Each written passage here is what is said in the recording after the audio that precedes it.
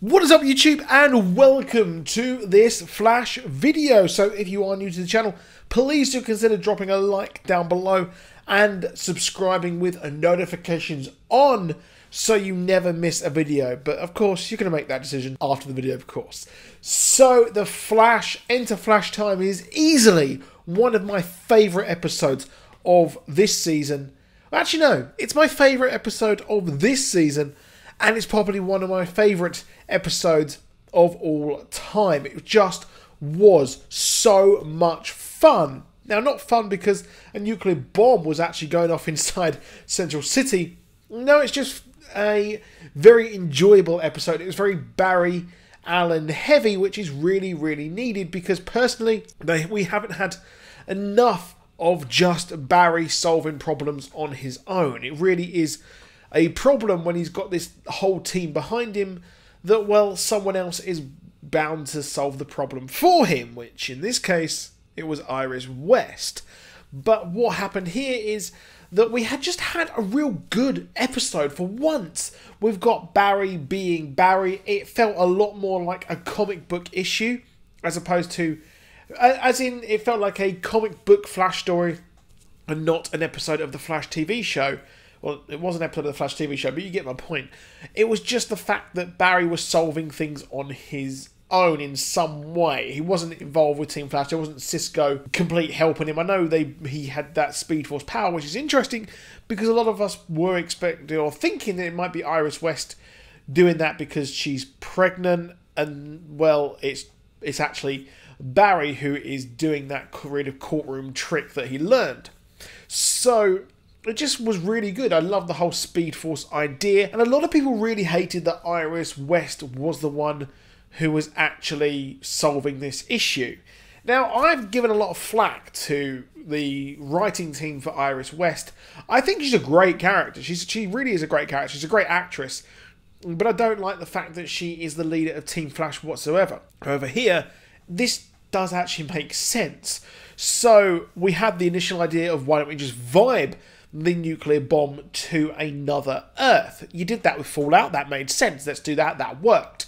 However, for some reason he was vibed out, and also he just couldn't create breaches, which so Jesse Quick was able to breach over to Earth 3 and get Jay Garrick. Why couldn't they just use her to breach it in some way and lift it up and move it into that breach?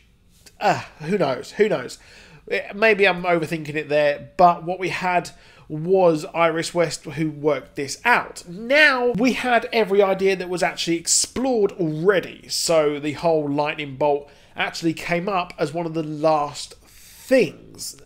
So, it's the logical step. She said, why don't you lightning bolt it? I think she mentioned that, and he was like, I've tried that. I've tried that already. So, she just mentioned, oh, get the, I don't know, I can't remember the exact name for the weird little kind of hexagon-shaped ball thing that they got.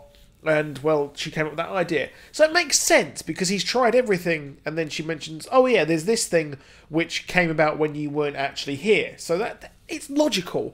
I'm not going to hate on her for it, because it is logical as to why she was the one who worked that out. Now, interestingly, the villain was actually Veronica Dale. She was a Green Arrow villain, I believe it was in the 90s, and she was Hyrax, basically. She pretty much had the same story, that she was an eco-warrior, eco-terrorist, and I guess that fits in with Green Arrow, who was actually a sort of social justice warrior kind of person, who isn't like that in the TV show at all, which is a bit of a shame in my opinion. But it's weird that they had this villain who was actually not really that involved that much in the episode. She just pressed a button and then she had her manifesto at the end. Now, I'm hoping that she pops up at some point again, because I like that idea. The idea of this villain did seem really interesting.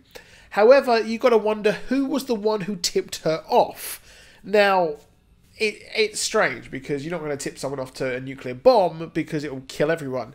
However, the Thinker, well, he knows everything. And, well, what if he wanted to do this so Barry used the Speed Force again, and then he got the Speed Force to come out and things like that? all the lightning happened again, and he wanted to create more metas. And this was a way for him to actually create more metas, because it's essentially similar to how the bus metas were actually created. So I have no doubt that the thinker was behind this. Now, I do possibly think, while I was watching this episode, I was thinking that why couldn't they have had Barry have to go to the thinker to try and ask for help, and then they could exist in this pocket dimension to try and work it out and things like that? That would have been really, really cool, the fact that the thinker has this enlightenment goal, and this would put a spanner in the works. However, realistically, he actually knows everything already and plans for everything.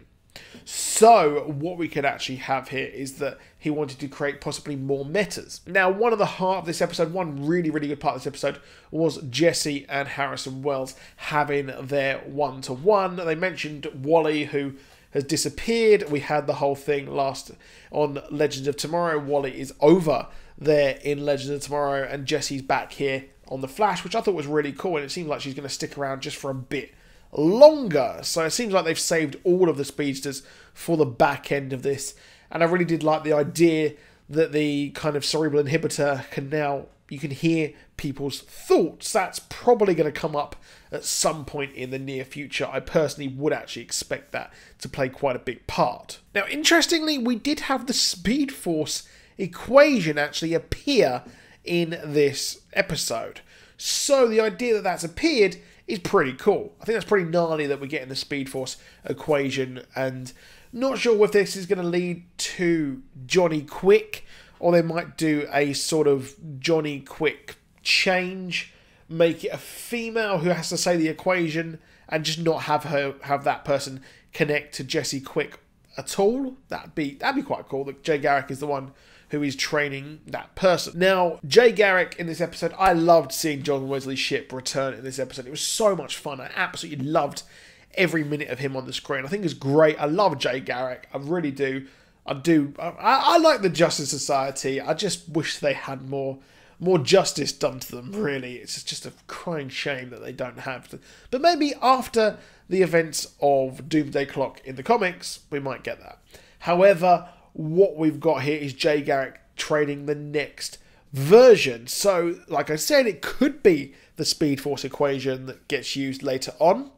Or, what if it is Dawn Allen, the mystery girl who has come back into the past, and he's sort of training her and things like that in powers to be a speedster, and she's playing possibly dumb. Now, Bart Allen was actually taken to, he was obviously in the future of this time that we have now, and then he was taken back to the current era.